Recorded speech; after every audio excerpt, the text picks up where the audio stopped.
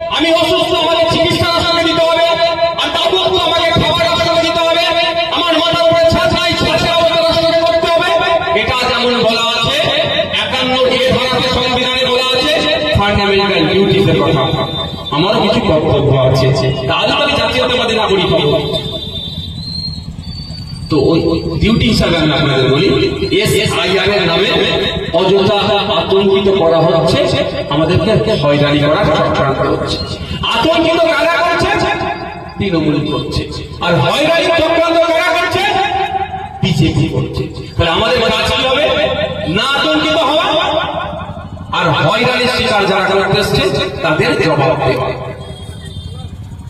দেখুন, আজকে বিএলআরদেরকে মুখ্যমন্ত্রী বলছে এই করবেন না, সেই করবেন না, হ্যাঁ করবেন না, তান করবেন না। যে নামগুলো কে তুলেছে ভাই, অবৈধ নামে যদি তুলে থাকে, কে তুলেছে? এই বিএলআরই তো বুথ লেভেল অফিসার। তো এরাই এতদিন বলা অবৈধ নাম ঢুকিয়েছ, এবার তুমি হাতে কাটবে।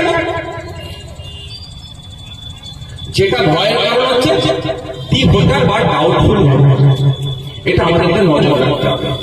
আমরা বলেছি প্রয়োজনে ইসিআই ইলেকশন কমিশন অফ ইন্ডিয়াকে আমরা সহযোগিতা করব। আমাদের এলাকায় দাদু মারা গেছে, বাপ মারা গেছে, এখন এসে গেছে ভোট ঠিক কবর থেকে দিয়ে দেয়, শ্মশান থেকে দিয়ে দেয়। আর ভোটের সময় দাদু করে বাবাকে পাওয়া যাবে, কবর থেকে উঠে এসেছে, নাহলে শ্মশান থেকে গিয়ে ভোট দিয়ে দিচ্ছে। সেই নামগুলো বাতিল করতে হবে না ভাই। এটা আমার বাড়ি মালদাতে শহরে উঠে চলে গিয়েছে, ওখানে ভোটার কার্ড বানিয়েছে, একটা তো ভাই ডিলিট করতেই হবে। এটা তো অসুবিধা কোথায়? এটা আরও থাকে কাজের সূত্র মহারাষ্ট্র চলে গিয়েছে, ওখানে ভোটার কার্ড বানিয়ে ফেলেছে, একটা তো ভাই ডিলিট হবে। এর অসুবিধা কোথায়? অসুবিধা যে জায়গাটা সেটা হচ্ছে কি, প্রথম কথা হচ্ছে আতঙ্ক। আমাকে আতঙ্কিত করা হচ্ছে, ঠিক যেভাবে সিএ এনআরসি আতঙ্কিত করেছিলেন না, সব থেকে তাড়িয়ে দেবে, কজনকে তাড়িয়েছি ক্লাবের ভাই বলবেন। আর আমি কি বলেছিলাম? অমিত শাহ বাবার ক্ষমতা নাই, একটাও ভালো হতে পারবো না বলেছিলাম। আমি কিন্তু মামলা সুপ্রিম কোর্টে করেছিলাম সিএনআরসি নিয়ে, এটা মাথায় রাখবে। মোদী আমাকে টাকা দিচ্ছে, বিজেপি আমাকে টাকা দিচ্ছে, আর আমি আমরা বিজেপির বিরুদ্ধে মামলা করছি। কি দিনকাল করলো ভাই, বলছি না আমাকে টাকা দিচ্ছে, আর ওদের প্রত্যেকটার বিরুদ্ধে আমি যে মামলা করছি।